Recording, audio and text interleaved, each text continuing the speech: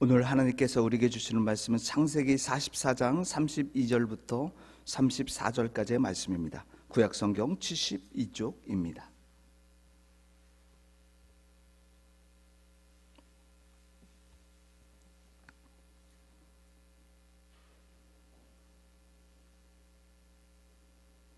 창세기 44장 32절부터 34절까지의 말씀, 제가 하나님의 말씀을 봉독하겠습니다. 주의 종이 내 아버지에게 아이를 담보하기를 내가 이를 아버지께로 데리고 돌아오지 아니하면 영영이 아버지께 죄짐을 지리이다 하였사오니 이제 주의 종으로 그 아이를 대신하여 머물러 있어 내 주의 종이 되게 하시고 그 아이는 그의 형제들과 함께 올려 보내줘서 그 아이가 나와 함께 가지 아니하면 내가 어찌 내 아버지에게로 올라갈 수 있으리이까? 두렵건대 제가 내 아버지에게 미침을 보리이다. 아멘. 이 말씀을 통해서 하나님께서 우리에게 은혜 주시길 원합니다. 이솝 우화에 나오는 이야기입니다. 어느 부자가 딸 결혼식 준비를 하면서 모든 동물들을 한 곳에 모아 회의를 합니다. 주인은 동물들에게 맛있는 음식을 만들어 마을 사람을 대접하려고 하는데 여러분의 생각은 어떻습니까? 동물들은 이구동성으로 찬성합니다 라고 대답했습니다. 주인은 거위를 보며 아무래도 거위 요리가 좋겠다고 말하자 거위는 얼굴이 파랗게 질려 말합니다. 주님, 저는 큰 알을 낳아주지 않습니까? 저 수탉을 잡으십시오. 그러자 이번에는 수탉이 손을 내저으며 저는 매일 아침을 알려줍니다. 저 양을 잡으십시오. 이번에는 양이 자리에서 벌떡 일어나서 나처럼 주인에게 따뜻함을 제공하는 동물은 없습니다 라고 하면서 저 암소 고기가 최고입니다 라고 말합니다. 그러자 소는 고함을 치며 항의합니다. 나처럼 열심히 농사를 지어주는 짐승은 없습니다. 동물들은 잔치는 원하지만 자기 희생을 거부하고 있습니다. 힌두교 불교에서 사용하는 카르마라는 말이 있더군요. 내가 이전 생애에서 지은 죄의 결과가 현재 나를 괴롭히고 힘들게 한다라는 말입니다. 저와 여러분은 연약합니다. 현재도 기억하기가 힘든데 어떻게 전생까지 기억하면서 전생의 모든 책임을 전가합니까? 참으로 미련한 말일 수밖에 없습니다. 오늘날 많은 사람은 어떤 문제나 어려움을 당하면요, 상황을 합리화시킵니다. 그리고 이런저런 핑계를 댑니다. 또 누구 때문이라는 책임을 전가합니다. 잘 되면 내가 잘해서 잘 된 것이고 못 되면 누구 탓이다 말합니다. 여러분 정말 그런가요?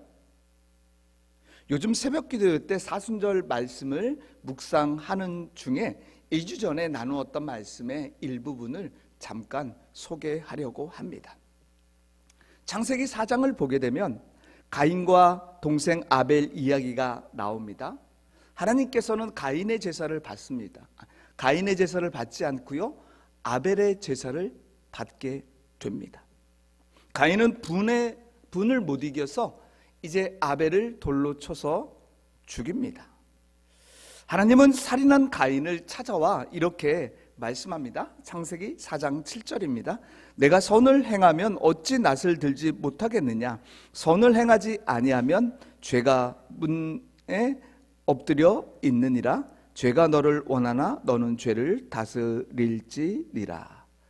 여기서 다스리라라는 말을 원문으로 보면요, 돌보다라는 말로 사용되고 있습니다. 즉 내 임의대로 내가 하고 싶은 대로 행하는 것이 아니라 하나님께서 맡긴 것에 그분에 따라 돌보라는 말입니다. 그래서 이 말을 다시 번역해 보면은 하나님은 형 가인에게 동생 아벨을 잘 돌보라고 맡기셨다라는 말로 원문은 해석하고 있습니다. 여러분, 고대 사회에는요, 장자가 우월하고 유리한 위치에 있었습니다.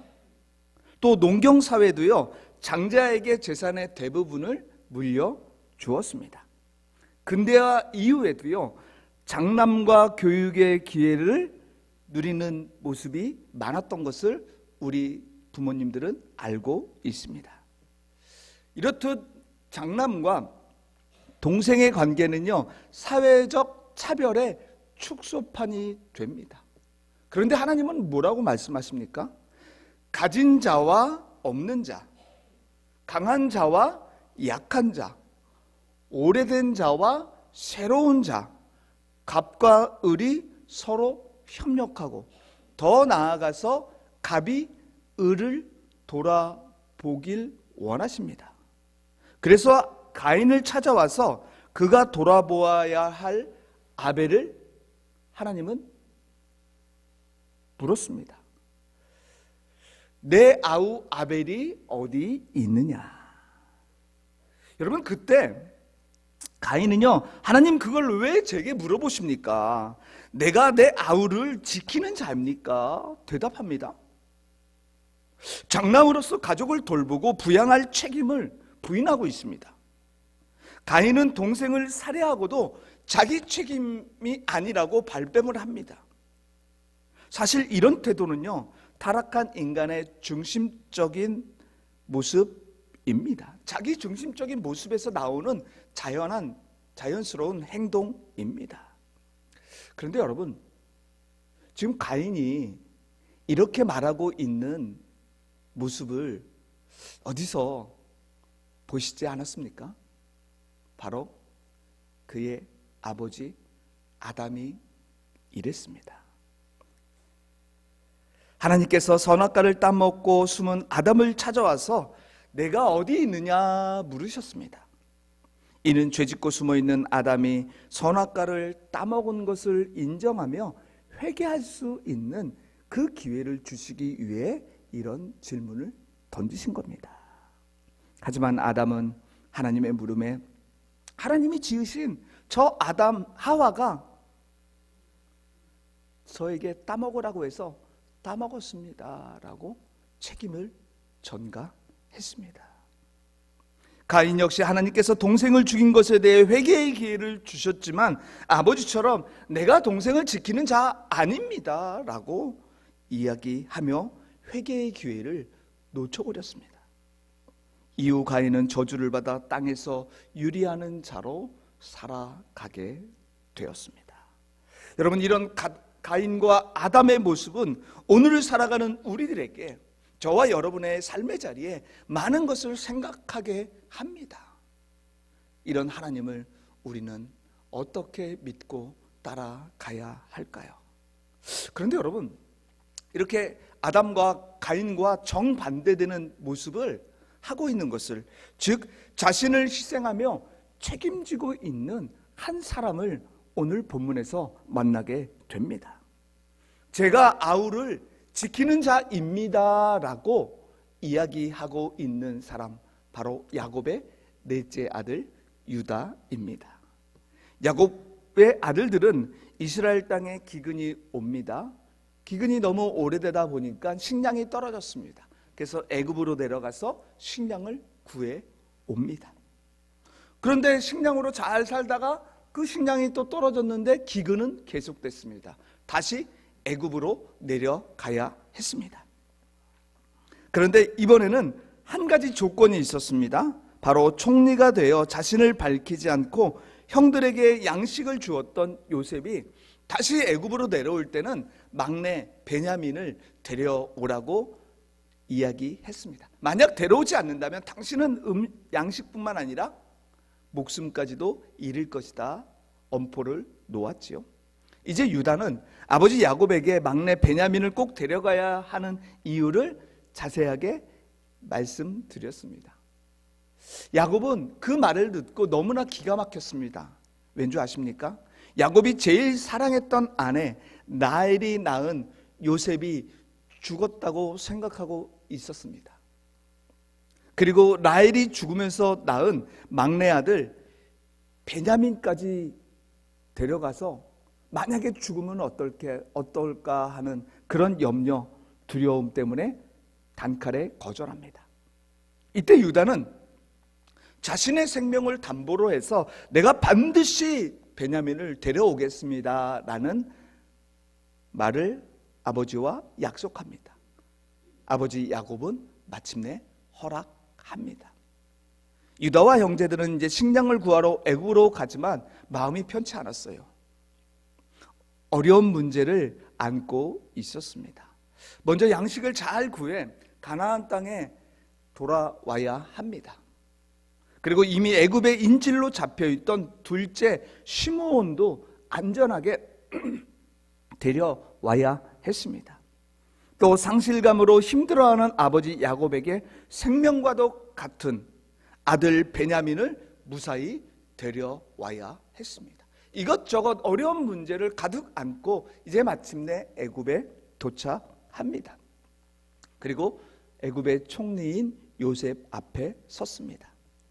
요셉은 형제들이 베냐민을 데려온 것을 보고 내심 기뻐하며 청지기에게 자신의 집으로 데려가고 잔치를 준비해서 베풀라고 이야기합니다. 그리고 담보로 잡혀있던 시므온도 함께 그 잔치에 참여해서 모두가 즐거운 잔치를 벌였습니다. 이제 잔치가 끝나갈 무렵 요셉은 청지기에게 형들의 자루에 양식을 가득 채우라고, 그리고 그들이 가져온 돈을 다시 돌려주라고 이야기합니다. 특히 베냐민 자루에는 더 많이 채우고 요셉이 사용하는 은잔을 넣으라고 은밀히 지시합니다.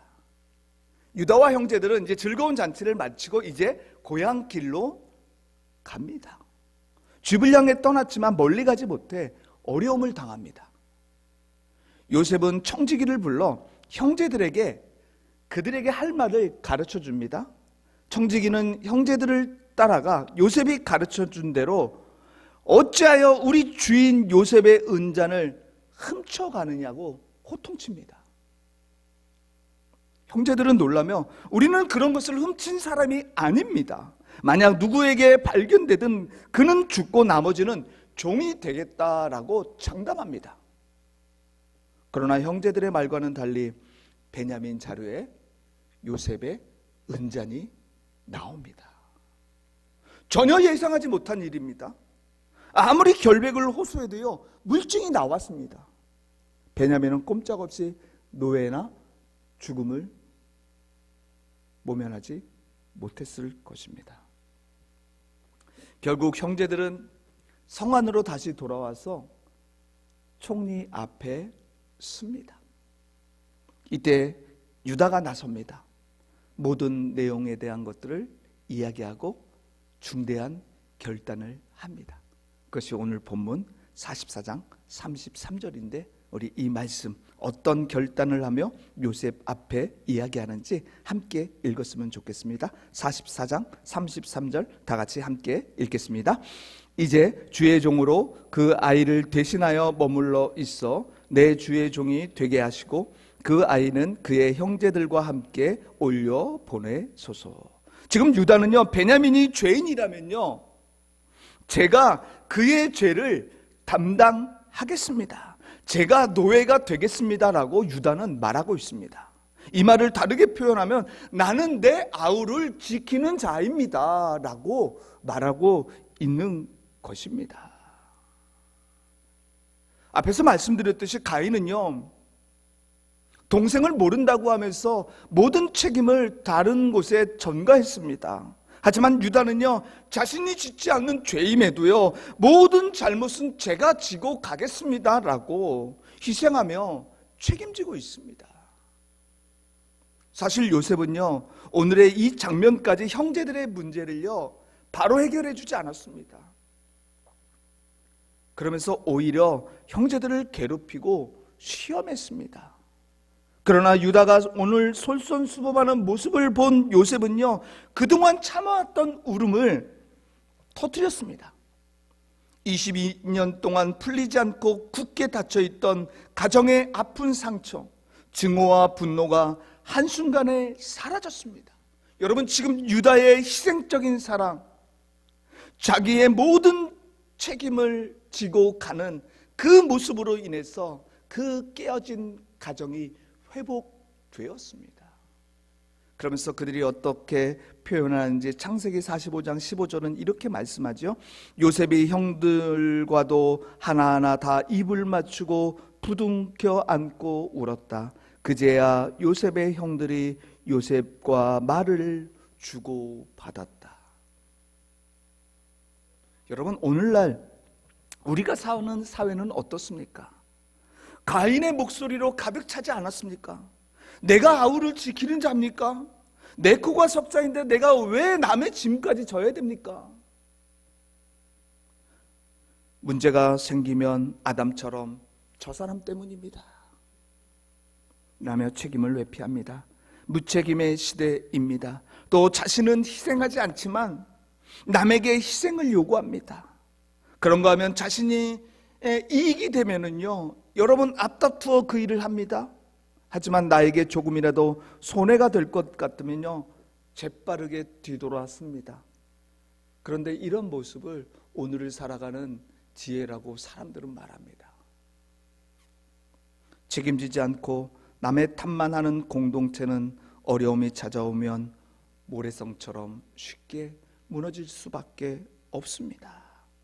그래서 성경은요, 우리에게 책임을 회피하는 사람이 아니라 책임지는 사람이 되라고 말씀합니다. 내가 아우를 지키는 자입니다 라고 말하며 살아가라고 말씀합니다. 우리 한번 이렇게 따라해 볼까요? 책임지며 살겠습니다. 시작. 한 번 더 하겠습니다. 내 아우를 지키는 자입니다. 시작. 내 아우를 지키는 자입니다. 아멘. 지난주 수요일 날 열왕기하 8장을 통해 나 한 사람의 영향력이 큽니다라는 제목으로 설교를 함께 말씀을 나누면서 우리 성도들에게 이런 질문 하나를 제가 드렸습니다. 행복한 삶을 위해 가장 중요한 것이 무엇일까요? 여러분 나름대로 행복을 위해 열심히 노력하며 그것을 또 이루며 또 다양한 일들을 감당하고 있는 줄 압니다. 저는 행복한 삶을 위해서 꼭 필요한 것이 바로 친구, 사람이라고 말씀드렸습니다. 여러분 평소에 사람 간의 대화를 들어보면요, 그 사람의 수준을 압니다. 말은 인격이기에 말에서 그 사람의 품격이 나오게 되어 있습니다. 그러기에 남은 인생 행복하게 살려면요, 불평, 비방, 거짓말하고 이간질하는 사람을 조심하고 멀리해야 합니다. 아니요, 그런 사람은요, 미안하지만 단호하게 끊으십시오. 그리고 오늘 말씀처럼 책임지려는 친구, 책임지려는 그 사람과 함께할 때 우리의 삶은 행복하게 됨을 믿으시길 바랍니다. 그러기에 이제 우리 먼저 우리 가족 공동체에서, 그리고 또 여러분이 속해 있는 그 어떤 공동체이든 사회이든 직장이든 학교이든 거기서 책임감을 다하며 살아가기를 간절히 원합니다. 특히 교회 안에서 하나님께서 주신 그 거룩한 직분에 대한 책임을 다함으로써 본이 되어 살아가기를 간절히 원합니다. 그런데 사실 여러분 어떻습니까? 우리에게 맡겨진 일들, 또 내가 책임져야 할 일들 감당할 때 참 어렵습니다. 쉽지 않습니다. 왜냐하면 나의 희생이 따라가고 있기 때문입니다. 나의 희생이 따라가야 하기 때문입니다. 그리고 내게 너무 붙이는 일들도 사실 있는 것이 사실입니다. 그런데 여러분 가만히 한번 생각해 보십시오. 오늘 유다가 자신의 생명마저 내놓고 자발적으로 제가 동생을 지키는 자입니다라고 희생하며 책임지는 모습, 살아계신 하나님이 모르셨을까요? 가인이 하나님, 제가 동생을 지키는 자입니까? 라고 말할 때 하나님께서 그 마음을 모르셨을까요?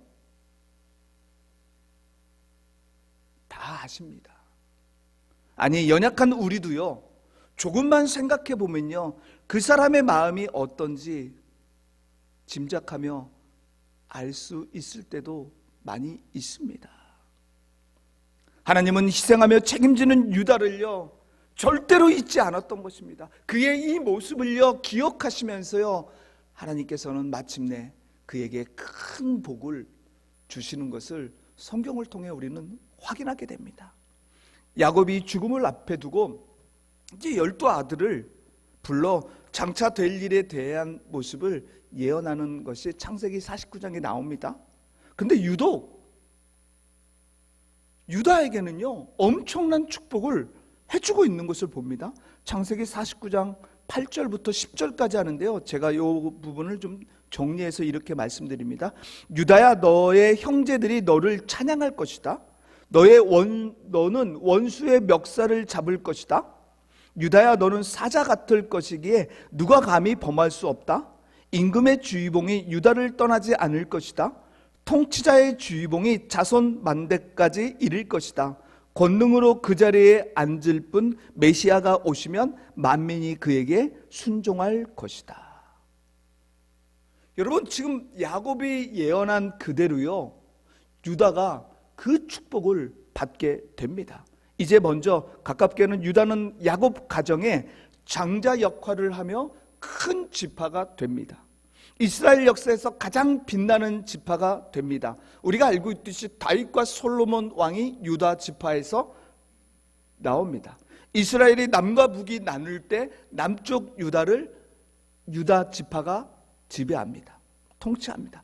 그리고 남유다가 망한 후 70년 포로 생활을 마치고 다시 예루살렘으로 돌아올 때 그 중심에 남유다가 있게 됩니다. 유다 지파가 있게 됩니다. 그뿐만이 아닙니다. 우리가 알고 있듯이 메시아 되시는 예수님께서 유다 지파를 통해 세상에 오시게 됩니다. 여러분, 만일 예수님께서 십자가를 지시는 것을 책임을 회피했다면, 책임을 지지 않고 그거 못 지겠습니다 라고 하나님께 말씀드렸다면 저와 여러분이 어떻게 되었을까요? 예수님의 희생은요, 당장은 손해인 것처럼, 실패한 것처럼 보인 것이 사실입니다. 하지만 그분은 죽음을 이기고 부활하셔서 승리하신 예수님이 되셔서 세상과 저와 여러분을 구원해 주신, 그리고 생명을 주신 전능하신 주님 되십니다. 이것이 바로 희생의 능력입니다, 여러분. 한 사람의 책임지는 희생으로 죄의 문제와 그리고 관계의 문제, 가정의 문제, 과거의 문제가 해결되었습니다. 그래서 희생은 곧 능력이고요, 능력은 곧 희생임을 예수님은 우리에게 보여주셨고요, 우리는 그 예수님을 기억하며 보내는 절기를, 지금 사순절기를 보내고 있는 것입니다. 이 사순절에 바로 이런 예수님을 기억하며 살아가는 것이지요. 여러분, 그렇습니다. 책임지는 사람은요, 세상과 사람들이 인정하고요, 하나님께서 인정해 주십니다. 책임지는 사람은요, 동료들에게도 인정받을 뿐만 아니라 하나님께도 인정받으며 하나님을 감동시킵니다. 그래서 유다를 통해서 여러분, 그 유다 지파와 이스라엘이 축복을 받고 그 복이 흘러 저와 여러분에게까지 온 것입니다. 그러기에 여러분, 희생은 곧 축복임을 성경은 말씀하고 있습니다. 박영희 시인이 쓴 접기로 한다라는 시입니다. 요즘 아내가 하는 걸 보면 섭섭하기도 하고 괘씸하기도 하지만 접기로 한다. 지폐도 반으로 접어야 호주머니에 넣기 편하고 다 쓴 편지도 접어야 봉투 속에 들어가 전해지듯 두 눈 딱 감기로 한다.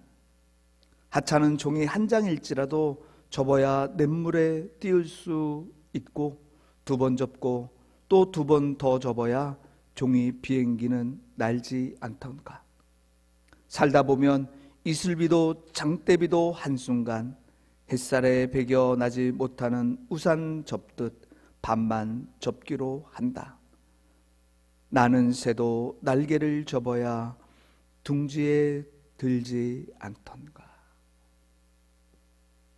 요즘 아내가 하는 걸 보면 섭섭하기도 하고 괘씸하기도 하지만 접기로 한다. 초성입니다. 여기에 아내 대신 남편, 그리고 우리의 자녀, 또 누군가의 이름을 넣어서 생각해 보십시오. 여러분, 많이 접으라는 것이 아닙니다. 조금만 접으며 살아가기를 원합니다. 우리가 어떤 일을 할 때 찾아오는 섭섭함, 또 괘씸해도 조금만 접는다면, 그리고 내가 먼저 주어진 일에 최선을 다하고 책임지려고 노력하면요, 하나님께서는 그분을 보시고요, 위로해 주시고 힘주시는 살아계신 분이심을 믿으시길 바랍니다. 뿐만 아니라 더 나아가서 유다에게 주신 그 놀라운 축복이 저와 여러분이 될 것을 믿습니다. 이제 우리 앞에 가인의 실패의 자리가 있습니다. 또 유다가 보여준 책임의 자리가 있습니다. 그리고 예수님께서 분명하게 보여주신 희생의 자리가 있습니다. 사순절을 보내면서 여러분은 어떤 자리에 있기를 원하십니까? 장래가 촉망받던 보네포 목사님이 계셨습니다. 안타깝지만 나치 정권에 의해서 39세 때 순교를 하게 됩니다. 그분이 하신 말씀입니다. 기독교인의 삶은 책임지는 삶이다. 예수 그리스도께서 우리를 위해 책임을 지셨듯이 우리도 이웃을 위해 책임을 져야 한다. 오늘 이 시간 우리가 유다처럼 우리를 위해 십자가를 지신 예수님처럼 살기로 결단하며 나아가는 귀한 시간이 되길 간절히 원합니다. 그러기 위해서 먼저 내 입술의 핑계를 멈추십시오. 가정에서, 직장에서, 그리고 교회에서 문제가 생겼을 때 저 사람 때문입니다 라는 말을 멈추십시오. 그리고 그 말을 하기 전에 진심으로 제가 부족했습니다, 제가 돕겠습니다, 이런 용기 있는 저와 여러분의 모습이 되길 간절히 원합니다. 그리고 희생하며 책임지는 것이 때로는 바보 같고요, 손해보는 것 같습니다. 그러나 결국에는 그 모습을 통하여서 영혼이 살리고 공동체가 세워지는 힘이 됩니다. 그러므로 하나님은 그 성도를 응원해 주십니다. 그 성도와 함께하면서 그를 통해서 당신은 영광을 받으시고 또 그에게 놀라운 축복을 주시는 분이 살아계신 하나님 되심을 믿으시길 바랍니다. 이제 우리 각자의 삶의 자리에서 제가 아우를 지키는 자입니다, 제가 감당하겠습니다라는 고백과 믿음의 행동으로 하나님을 기쁘시게 해드리고 또 교회를 생명의 공동체로 만들어가는 저와 여러분의 삶이 되길 주님의 이름으로 축복합니다. 아멘. 사랑과 은혜가 풍성하신 하나님 아버지, 우리를 살리기 위해 친히 십자가에서 대속의 제물이 되어주신 예수님의 크신 사랑을 기억하며 사순절을 보내고 있습니다. 이제 세상의 흐름을 거슬러 올라가는 믿음으로 내가 아우를 지키는 자입니다, 제가 감당하겠습니다라고 고백한 유다의 길을 우리도 가게 하시옵소서. 예수님 따라 십자가 길을 묵묵히 순종함으로 살아가도록 힘과 능력을, 믿음을 더해 주시옵소서. 예수님의 이름으로 기도드립니다. 아멘.